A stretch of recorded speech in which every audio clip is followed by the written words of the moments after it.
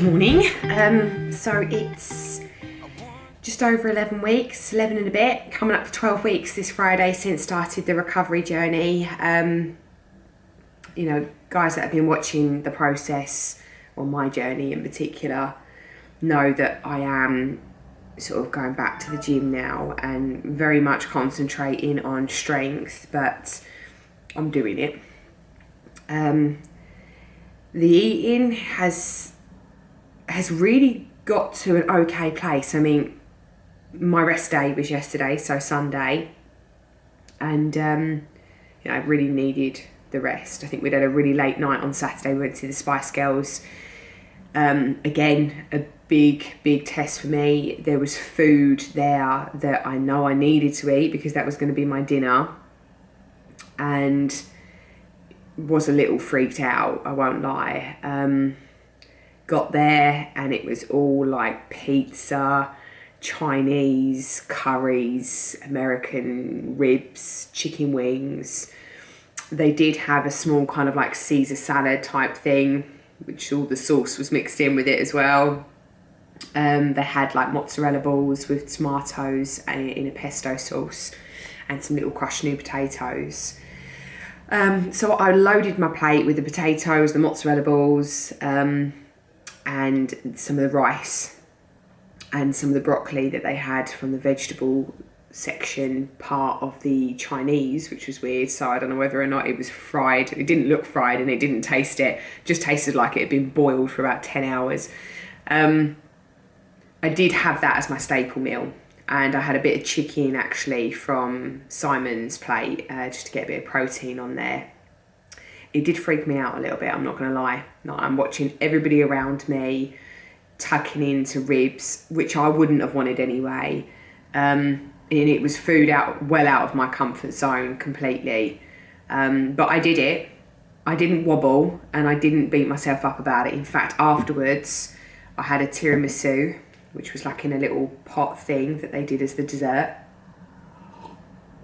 I also had some Haribo, and I also had some gourmet popcorn, caramel chocolate thing. And actually, I was totally fine. I danced the night away and just didn't even think a little bit about what I'd eaten. But I woke up on Sunday only having a few hours sleep, and I think that's kind of really taken its toll on me. I did my workout this morning and I got to the end of this workout and I thought my strength was just going down like this. And I ate like a queen yesterday. I woke up, we didn't get home until 2 o'clock in the morning. I woke up about 6, starving, like absolutely starving. And I was like, oh my God, I've got to eat now. So I just shoved some porridge down my throat quick as I could. And I suppose the day just really continued. Like, we did the normal, we walked Marley, we took JJ to the cinema. I had a massive bag of popcorn, sweet and salted mixed, which was absolutely lovely. And I really enjoyed that. And there was a couple of moments there where I said to Si, oh my God, did I eat loads? And he was like, no, babe, you were fine. I was like, okay. And I think it was okay. I had some really big accomplishments this weekend. I went to an event without worrying about the food prior.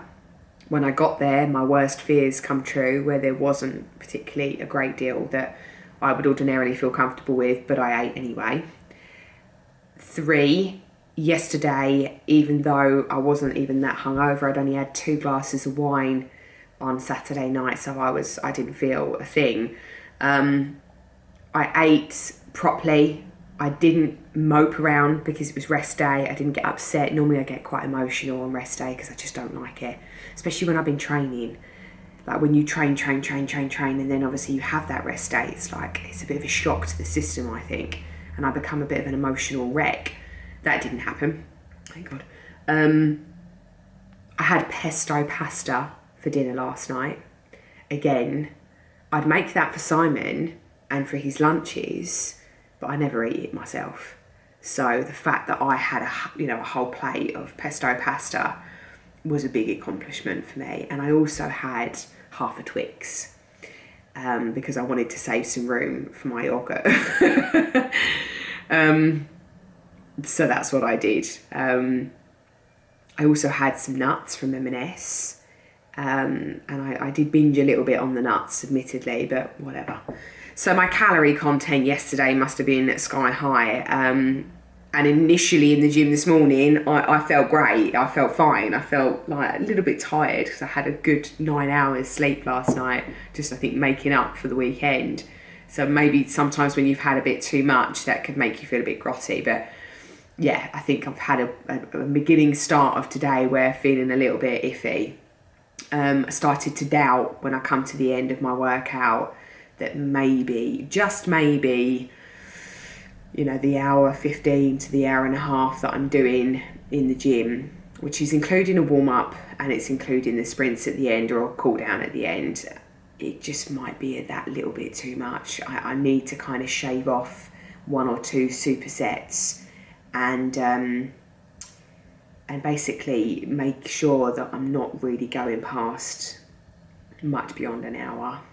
That would be the ideal next goal.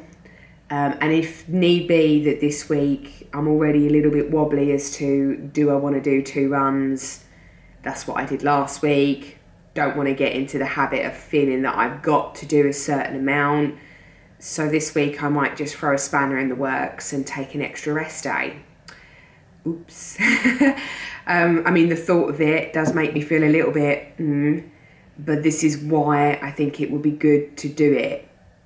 Because I think I need to break this routine and make sure that I'm going to be okay breaking it, because I don't want to get 3-4 weeks in having done X amount of running, X amount of training, and then feel like I can't take that rest day if I needed it. I mean, listen, if I wake up tomorrow, I do my leg day fine. If I wake up and I really don't feel like it, then I'm just going to take an extra day to myself. Only time will tell. Like I say, every day is going to be different. This journey has taught me that, you know, you can be on cloud 9 yesterday and then today hit rock bottom. Again, the hormones are all swinging into play. The hormones are starting to wake up again. I know I'm exercising, but I am fueling that exercise and I am eating really well and I'm listening to my body. You know, yesterday's normally rest day, but it's also then cleaning day. I did a little bit of cleaning, but the rest I was like, no, I don't really want to do that. So I just didn't, which is big steps for me, you know. The girl I'm training with this morning, she barely ate the weekend, which maybe is not really helping my situation, because when you're around people that are, you know, obsessing over food, obsessing over the lack of their food, and kind of feeling as though I could sense even from her conversation, you know, oh, I wasn't really hungry. You know, I didn't eat all day on Saturday and Sunday because I wasn't really hungry. You know, we did a massive leg day on Saturday and I was starving. So my hunger cues are well, you know, informative at the moment. But, you know, the girl I'm training with obviously is experiencing some of what I have in the past. And the thing is, and I've tried to explain this to her, don't make the same mistakes I did.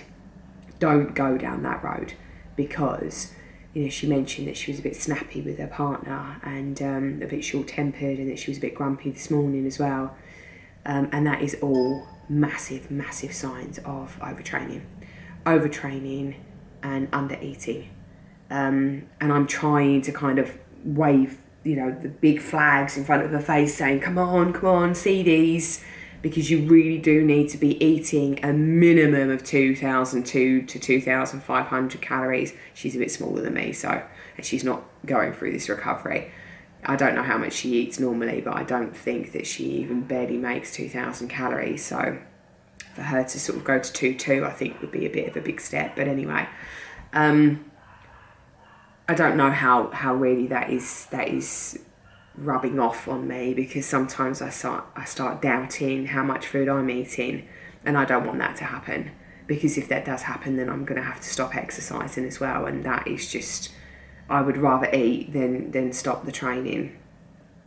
Update on the show downstairs. Okay, so still no period. However, I finished my last Clomid pill. I took the double dose of 100 milligrams for 5 days because I was on my withdrawal bleed from the progesterone challenge. And I finished that tablet on the Saturday. Yesterday, I did get a few little mild cramps, which if I remember the first cycle, I also got this. So I had a few minor cramps, you know, sort of in the afternoon yesterday, should I say. Didn't take another pill. I'm only taking 5 days of the 100 milligrams. I'm not going to do the extended protocol this time. Just going to see what happens after 5 days. But the double dose. So now it's just a waiting game. Every morning and every evening I'm going to do the clear and simple, what they're called. They're like £1 from Ocado, and you get 5 tests. In fact, I better order some more for this week's shop. And I'm just going to literally test twice a day, in the morning, in the evening, so that your 12-hour window, because sometimes you do have a very short phase of that surge. Not gonna lie, I was quite juicy down there yesterday, as that sounds absolutely gross, but I noticed this when me and my husband were making love, that 1, it felt really good, and 2, there was much more lubrication down there, much more, which says to me that the estrogen is now coming in again, because I'm right at the beginning, effectively, of the cycle, if I'm even gonna have that. I've got to go, guys, because I've got to start work. So I will speak to you again tomorrow.